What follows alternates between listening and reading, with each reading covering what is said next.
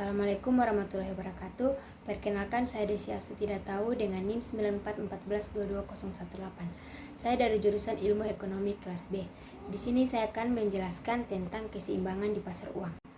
Latar belakang konsep keseimbangan di pasar uang menjadi fundamental dalam ekonomi makro.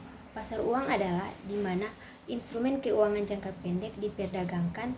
Memahami keseimbangan di pasar uang penting karena memiliki dampak langsung pada kebijakan moneter, tingkat suku bunga, dan aktivitas ekonomi secara keseluruhan.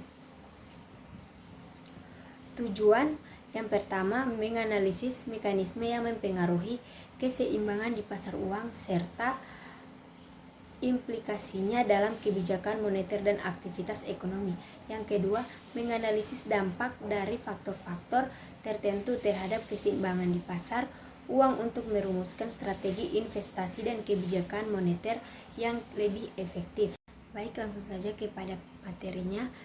Pengertian keseimbangan di pasar uang. Pasar uang adalah tempat di mana orang dapat meminjam dan meminjamkan uang dalam jangka waktu pendek. Keseimbangan di pasar uang terjadi ketika permintaan dan penawaran uang berada pada titik equilibrium.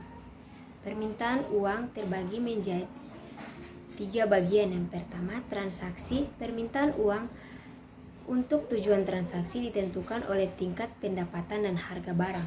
Yang kedua, berjaga-jaga. Permintaan uang untuk berjaga-jaga dipengaruhi oleh ketidakpastian di masa depan. Yang ketiga, spekulasi. Permintaan uang untuk spekulasi bergantung pada tingkat suku bunga dan ekspektasi perubahan harga aset. Selanjutnya, penawaran uang. Penawaran uang terbagi menjadi 3 bagian juga. Yang pertama, uang kartal. Uang kartal adalah uang kertas dan uang logam yang diedarkan dari bank sentral. Yang kedua, uang giral. Uang giral adalah rekening koran dan deposito di bank yang dapat ditarik sewaktu-waktu. Dan yang ketiga, kebijakan moneter. Bank sentral dapat mengontrol penawaran uang melalui instrumen kebijakan moneter. Selanjutnya, titik equilibrium. Titik equilibrium terbagi menjadi 3. Yang pertama, permintaan atau penawaran.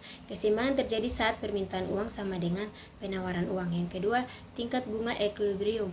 Pada titik equilibrium, tingkat bunga akan berada pada level yang menyeimbangkan permintaan dan penawaran. Yang ketiga, perubahan keseimbangan. Perubahan dalam faktor-faktor yang mempengaruhi permintaan dan penawaran uang akan bergeser titik equilibrium. Selanjutnya, peran bank sentral. Stabilitas harga. Bank sentral bertanggung jawab menjaga tingkat inflasi harga agar tetap stabil melalui kebijakan moneter. Yang kedua, kontrol likuiditas.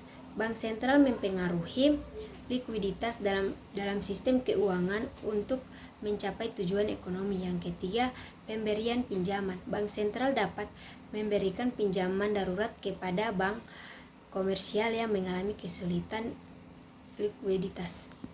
Selanjutnya, tantangan keseimbangan terbagi menjadi 3. Yang pertama, inflasi tinggi, menghambat daya beli masyarakat dan menurunkan stabilitas ekonomi. Yang kedua, ketidakstabilan ekonomi. Fluktuasi kurs dan suku bunga dapat menimbulkan ketidakpastian bagi pelaku ekonomi. Dan yang ketiga, kebijakan ekonomi. Pemerintah dan bank sentral harus menyelaraskan kebijakan fiskal dan moneter. Selanjutnya, kesimpulan. Saya menyimpulkan bahwa keseimbangan pasar barang dan pasar uang merupakan konsep penting dalam ilmu ekonomi. Keseimbangan ini tercapai ketika permintaan dan penawaran pada kedua pasar tersebut sama.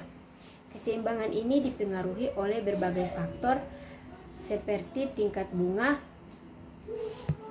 pendapatan nasional, kebijakan moneter, dan kondisi ekonomi.